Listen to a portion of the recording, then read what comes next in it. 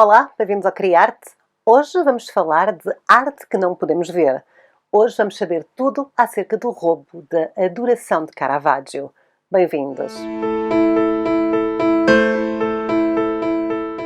Olá, bem-vindos ao Criarte. O meu nome é Sara. Hoje é dia de atualização no nosso canal e hoje vamos ficar com um vídeo que eu estou para gravar há anos. Eu gosto de Caravaggio, eu gosto de falar acerca da arte que não podemos ver. Temos, aliás, uma playlist aqui no nosso canal com alguns vídeos que eu vou deixar aqui linkado por baixo do nosso vídeo e também alguns vão aparecer o card aqui no vosso ecrã. É só clicarem e vão aceder então a esse conteúdo. Então vou juntar as minhas duas paixões. Falamos de arte que não se podemos ver, falamos de Caravaggio e resulta este vídeo. Ok.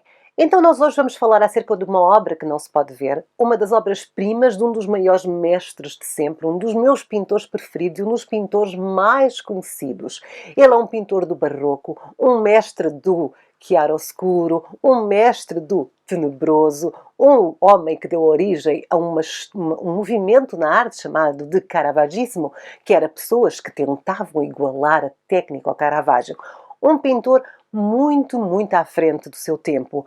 Hoje vamos falar do desaparecimento da sua obra, que se chama Natividade com São Francisco e São Lourenço, mas que é muito mais conhecida como a Adoração.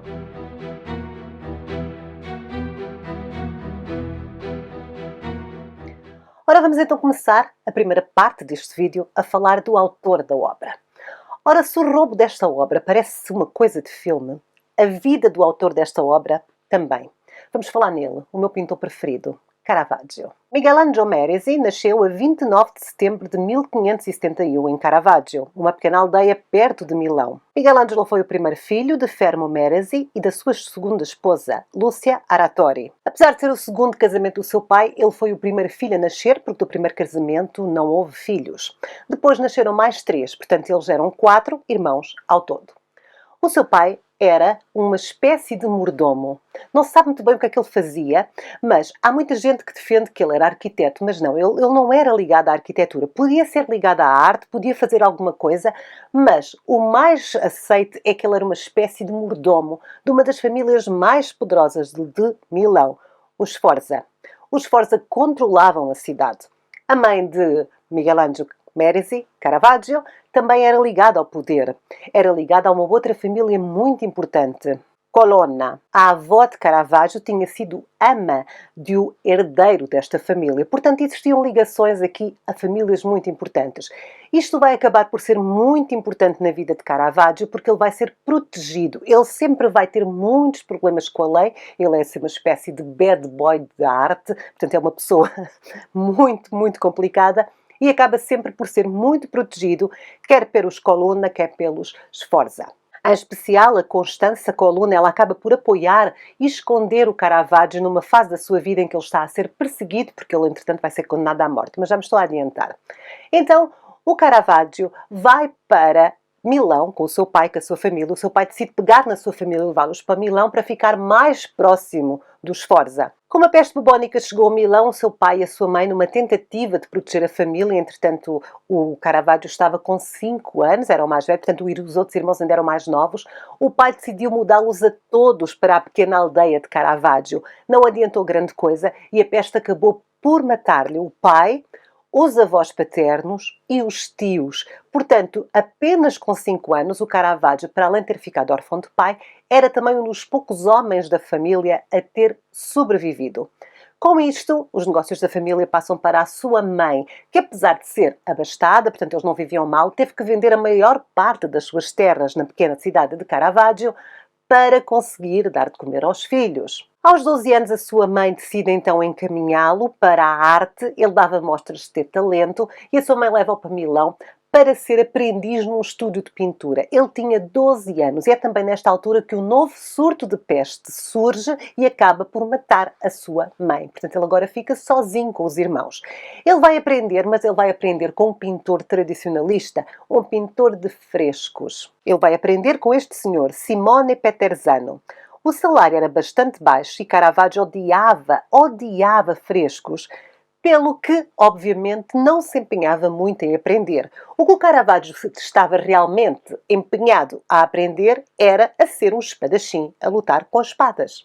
Era um jovem extremamente temperamental, extremamente vaidoso, muito fácil, era melindroso, ele era muito fácil de ficar ofendido com qualquer coisa, não tinha muitas regras e era de um talento excepcional, mas não para os frescos. Nós estamos a falar do início do período barroco, portanto, a arte dominante ainda vinha do maneirismo, ainda trazia muita coisa de renascimento e o Caravaggio não era daqueles tons suaves, daquela beleza imaculada. Ele era uma pessoa, quer na vida, quer na arte, do dramatismo e das cores escuras. Apesar do seu pouco interesse ou empenho em aprender a pintar frescos, Caravaggio inspirava-se e admirava o Borromeu e a sua atmosfera dramática e barroca. Então, aos poucos, ele começa-se a afastar completamente da técnica e dos ensinamentos do seu professor e começa a pintar de uma forma mais naturalista e também começa a pintar com modelo vivo. O normal, até aqui, era pintar-se com base na escultura. Ia-se buscar a escultura clássica e usava-se como modelo para a pintura. O Caravaggio não fazia isto. Ele ia para a rua e pintava pessoas que existiam à sua volta. E onde é que ele privava? Onde é que ele andava sempre? O Caravaggio andava na pior parte da cidade. Ele dava-se com as prostitutas, com os mendigos, com os criminosos, pequenos criminosos de rua. E eram estas pessoas e esta pobreza que ele acabava por retratar. Ele escolhia entre os mais pobres e os mais humildes e a sua composição era quase sempre um espaço fechado. Em 1592 ele mete-se numa enorme confusão. Existem boatos que ele matou um oficial da lei e ele tem que fugir de Milão. As coisas começam então a entrar numa espiral que vai acompanhar a vida de Caravaggio para sempre. Ele era extremamente novo, ele vendeu todas as terras que tinha herdado da mãe, eram poucas, mas eram algumas, vendeu tudo e foi-se embora. Ele foi para Roma. Ele nunca mais voltou à sua terra natal de Caravaggio e afastou-se de Milão. Ele vai para Roma não só para fugir aos problemas, mas também porque Roma era o destino de eleição, o destino para um pintor. Nós estávamos a viver a Contra-Reforma. O Papa era novo, era o Papa Clemente VIII. Estava decidido a transformar a cidade de Roma no símbolo visual da fé católica. A forma que o Papa achava que se tinha a combater os protestantes era tornar a Igreja, o espaço da Igreja, ainda mais luxuoso, carregá-lo ainda com mais arte e assim a se deslumbrar e cativar mais fiéis. Então ele estava a contratar muita gente. E é exatamente nesta altura que Caravaggio vai também ele à procura de uma encomenda. Ele chega a Roma sem nada, pobre, e começa a viver na rua. Ele pinta imagens sagradas, faz cópias de imagens sagradas e vende na rua. Foram tempos extremamente difíceis, mas também foram tempos muito bons para o Caravaggio, porque ele na rua começa então a recrutar os seus fãs, pessoas que começavam a apreciar o seu traço. E foi na rua que ele acabou por ser descoberto por um patrono que acabou por o levar para a sua casa, o Monsenhor Pucci. O Monsenhor Pucci era um amante da obra de Caravaggio e Caravaggio e os seus amigos tratavam-no pelo Monsenhor Salati. Salata. Sabem porquê? Porque o Sr. Pucci era extremamente rico, mas era agarradíssimo ao dinheiro. Era um cínico.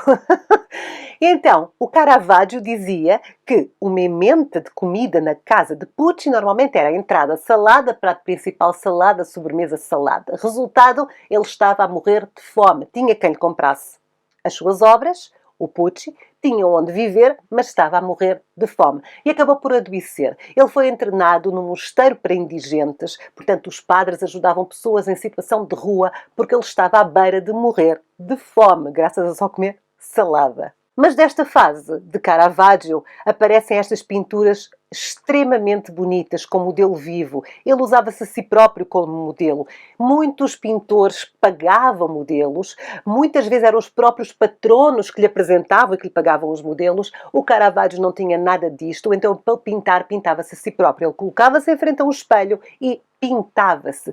E ele cria então os Bacos. Os Bacchus são uma série da sua juventude. O que estamos a ver aqui é o Bacchus doente, um autorretrato como Bacchus, uma obra pintada entre 1593 e 1594. É um autorretrato da altura em que o pintor estava doente, a morrer de fome.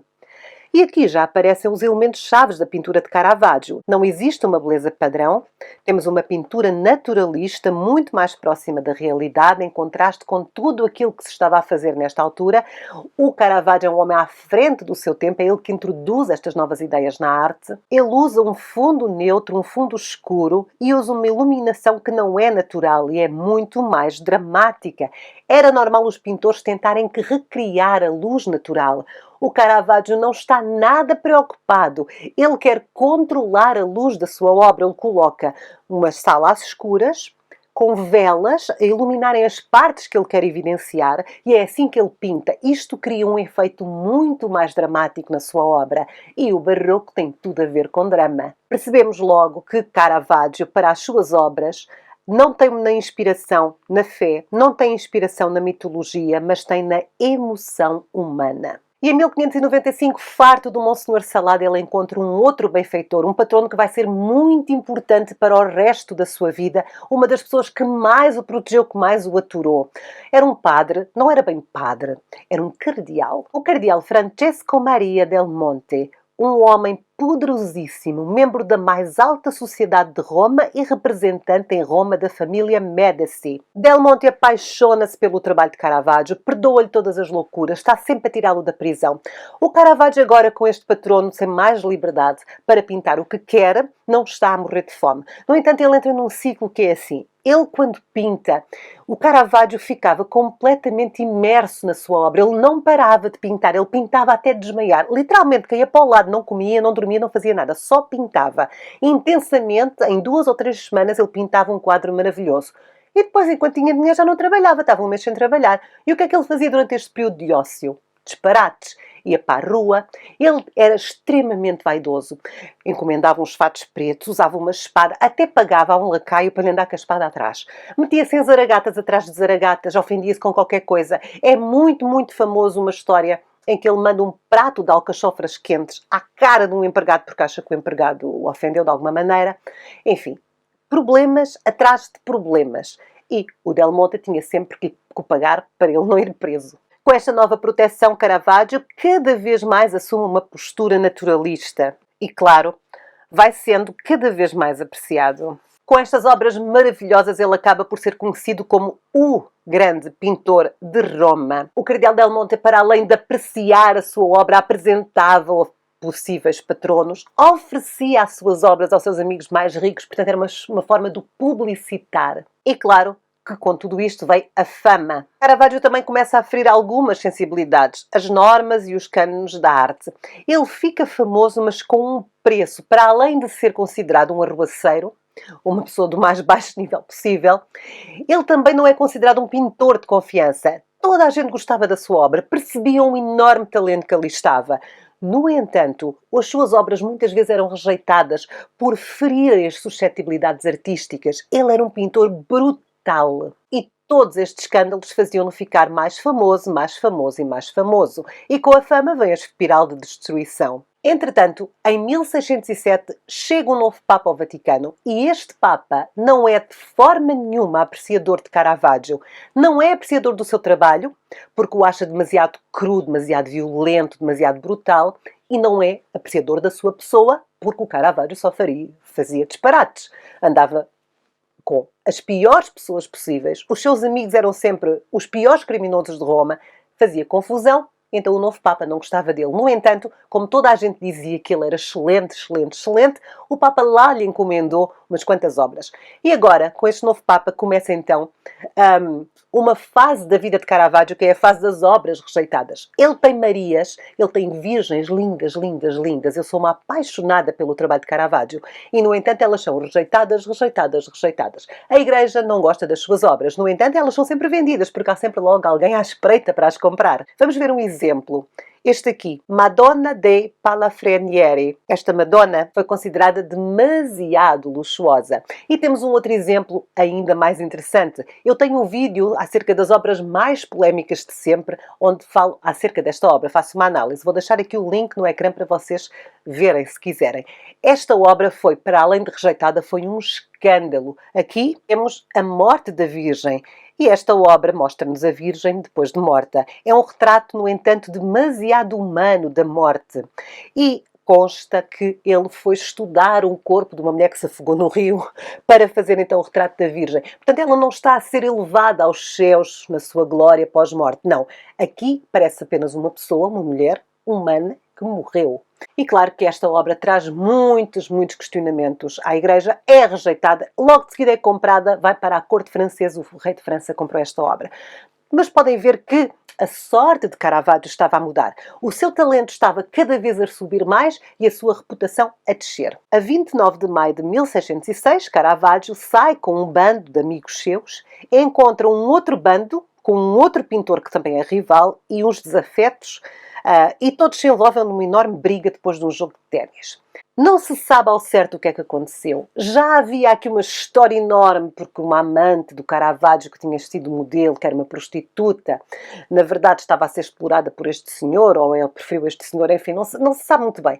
O que se sabe é que no meio de toda esta briga, o Caravaggio saca da sua espada e tenta cortar uma parte anatómica do outro senhor, falha miseravelmente, trespassa-lhe a virilha e mata-o.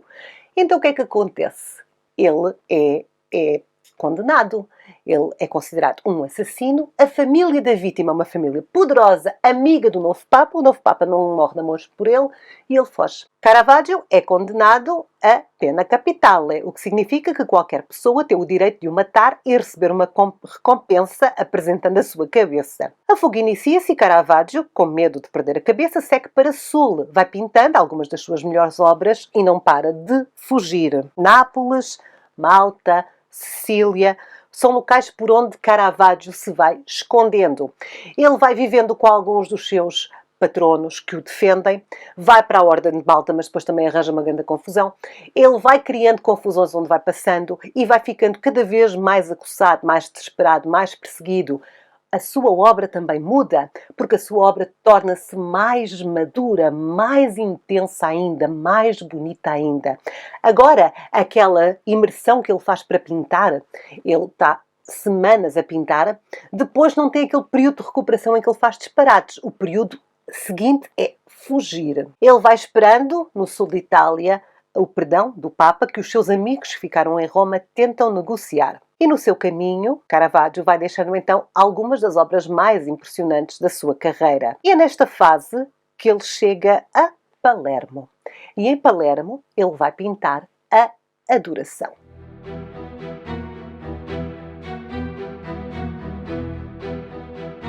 O Caravaggio está no sul de Itália, está a ser perseguido, está à espera do perdão do Papa e pinta esta obra. É a quarta última obra que ele vai pintar. Vamos então olhar para ela. Natividade com São Francisco e São Lourenço, também conhecida como a Adoração, é uma obra que foi uma comissão do Oratório di San Lorenzo, que fica em Palermo. Nesta altura, chegam rumores a Caravaggio de que o seu perdão está prestes a ser assinado pelo Papa. Então ele quer ir para Roma. Ele dirige-se a Nápoles, mas primeiro para em Palermo. Já que lhe fizeram uma comissão, ele aproveita para parar, pintar, embolsar o dinheiro e seguir viagem. O ano em 1609, Caravaggio chega a Palermo, onde pinta esta última peça da altar siciliana. Não existem documentos desta comissão, mas a obra foi realizada para a Companhia de São Francisco d'Assisi, uma companhia composta principalmente por genoveses que vivem em Palermo. O nome de Caravaggio foi provavelmente sugerido pelo novo arcebispo de Palermo, Gianettino Doria. No centro da composição, Caravaggio coloca uma jovem virgem sentada no chão, olhando a criança deitada na palha. A emergir da escuridão, no topo da obra, Temos detalhes que nos permitem colocar a localização da cena num estábulo. Sentada à esquerda da Virgem, temos São José, identificado pelos utensílios de carpinteiro aos seus pés. São José está de costas para nós. Ele olha para cima, para um pastor no canto da obra e faz um gesto a apontar para a criança que está deitada nas palhas no chão. Numa posição em ângulo com a Virgem Maria, logo atrás dela, temos então São Francisco. São Francisco usa o seu hábito castanho. A sua cabeça está inclinada em vénia ou em cortesia e as suas mãos estão juntas numa prece católica. No lado oposto, inclinado, temos então São Lourenço com uma veste amarela. Ele também olha para o menino de forma reverenciadora. Logo atrás de São Lourenço vemos a cabeça de um boi. Saído da escuridão, acima de todos temos um anjo alado segurando uma faixa onde podemos ler Gloria in excelsis Deo. É pouco usual numa obra colocar São Francisco e São Lourenço juntos, e aqui Caravaggio cria uma iconografia que faz referência à ideia espiritual da Companhia de São Francisco d'Assisi, a virtude, a humildade e a pobreza. O pintor coloca aqui os dois modelos de virtude da ordem franciscana, São Francisco e São Lourenço.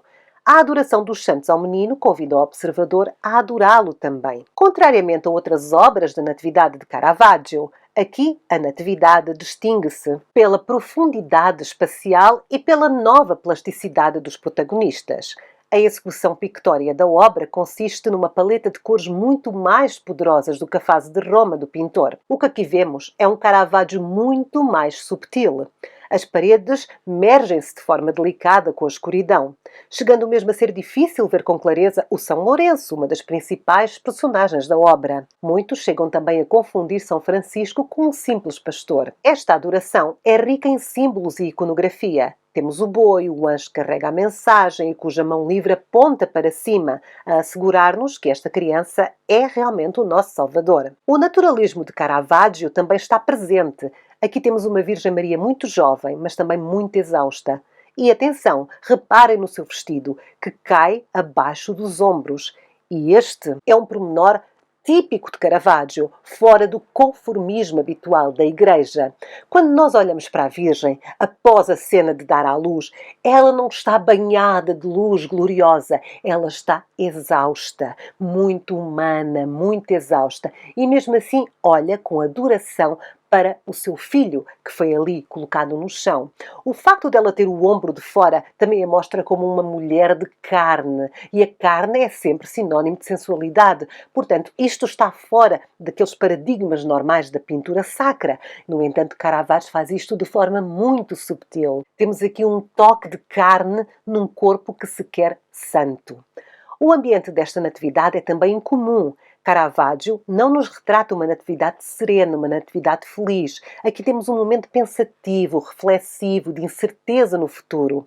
Falta aqui a certeza da redenção. Toda a obra é muito mais polida que outras obras de Caravaggio. Depois de terminada, a natividade com São Francisco e São Lourenço foi colocada no altar. O altar para a qual ela foi encomendada. Caravaggio pintou e ela foi colocada no altar. E aqui, neste altar, vai ficar nos próximos 350 anos.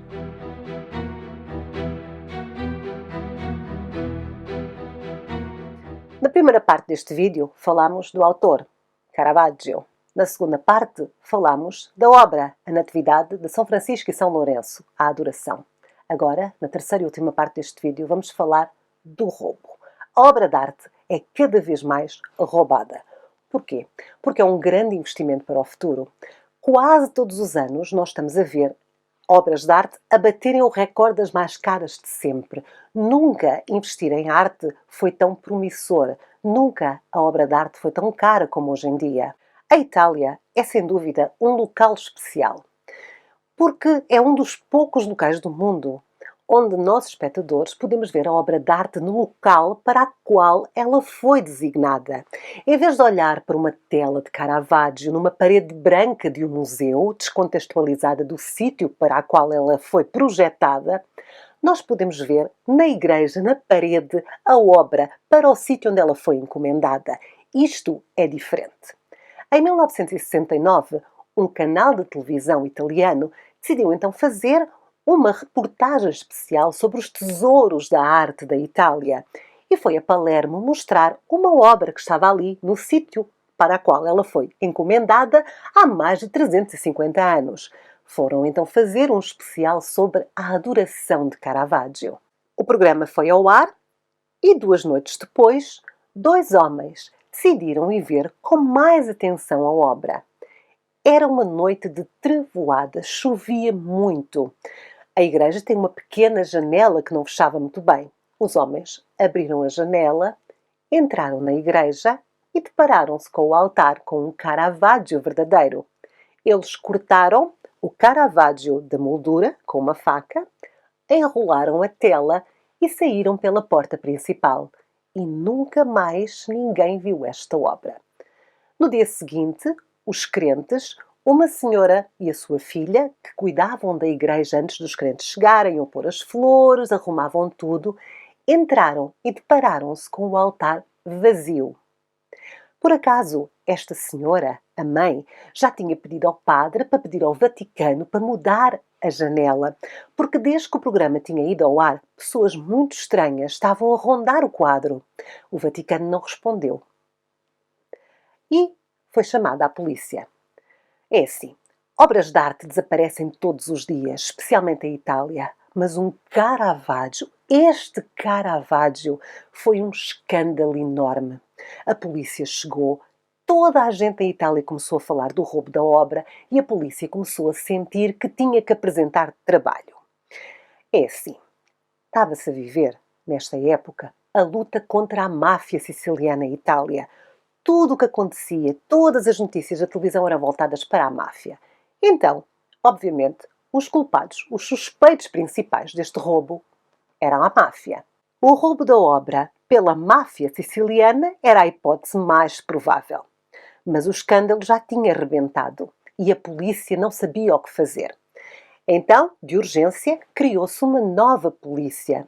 É a primeira vez no mundo que se vai criar uma polícia dedicada a tratar os roubos da arte. Então, a Tutela Património Culturale, ou TPC, a Divisão de Proteção do Património Cultural. O TPC hoje é a maior força efetiva contra os crimes de arte e conta com mais de 300 agentes especialistas na área a tempo inteiro. Na sua principal base de dados, com o nome de Leonardo, estão informações de mais de 4 milhões de obras roubadas. A maioria nunca apareceu. E a adoração também não. Pelo que a polícia sabe, a obra não saiu de Itália. A obra não foi vendida. E claro que depois de tão famoso assalto, os rumores começaram a aparecer. A polícia tenta investigar, não tem provas, não tem suspeitos para além da máfia, não tem ninguém a quem apontar o dedo, não tem como investigar. E os rumores aparecem. Aparecem rumores que o padre estava envolvido, aparecem rumores que a máfia está envolvido, aparecem rumores que a obra foi vendida para a Suíça, mas na verdade a polícia não sabe de nada.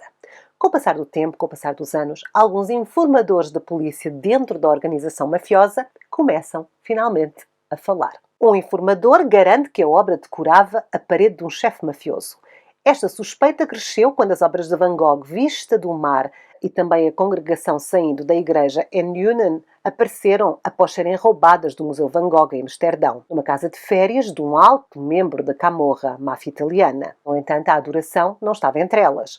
Em 1996, um membro da máfia siciliana confessou o roubo da obra a mando de um alto chefe. Em 2009, um outro informante contou que a obra ficou danificada num terremoto e que depois foi comida por ratos e porcos na quinta onde estava armazenada. Em 1979, um jornalista investigativo juntou-se à polícia italiana e decidiu infiltrar-se num grupo de máfia, fazendo-se passar por um comprador de arte para tentar que alguém lhe oferecesse a adoração de Caravaggio. Ele criou Caravaggio, mas foram-lhe oferecidas 2 outras obras roubadas, uma de Bronzino e uma de Andrea del Sarto. Ambas foram recuperadas graças a esta operação pela polícia e pelo jornalista. No entanto, a adoração continua desaparecida. Esta obra de Caravaggio é de extrema importância para o mundo da arte e também para o mundo da arte roubada.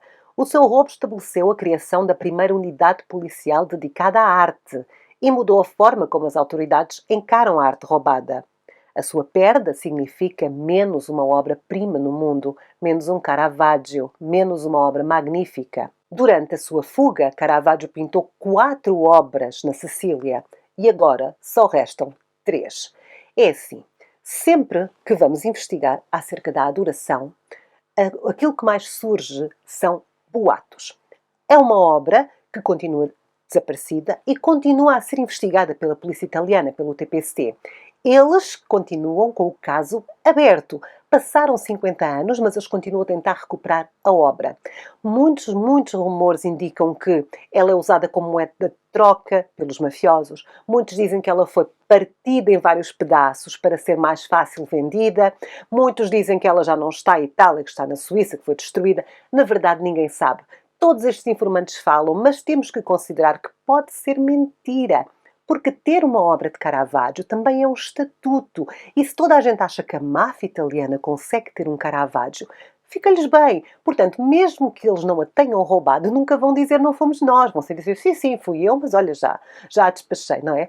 A verdade é que nunca se encontrou nenhuma pista. E esta obra, a Natividade com São Francisco e São Lourenço de Caravaggio, uma das últimas obras do mestre, não está lá, no sítio para o qual foi pensada. Agora, quando chegamos a Palermo e entramos nesta igreja, vemos não um altar vazio, mas vemos uma cópia. E uma cópia nunca é um Caravaggio. Esta é uma obra de arte que não podemos ver. E pronto, espero que tenham gostado do nosso vídeo acerca de obras de arte que não podemos ver. Deixem um comentário simpático, conheciam a história deste roubo. Eu vou deixar também linkado na descrição deste vídeo um link para os trailers de alguns filmes que foram feitos acerca deste roubo. As pessoas pensam muito acerca deste roubo. E às vezes até é um bocadinho triste, porque existe uma romantização do roubo da arte.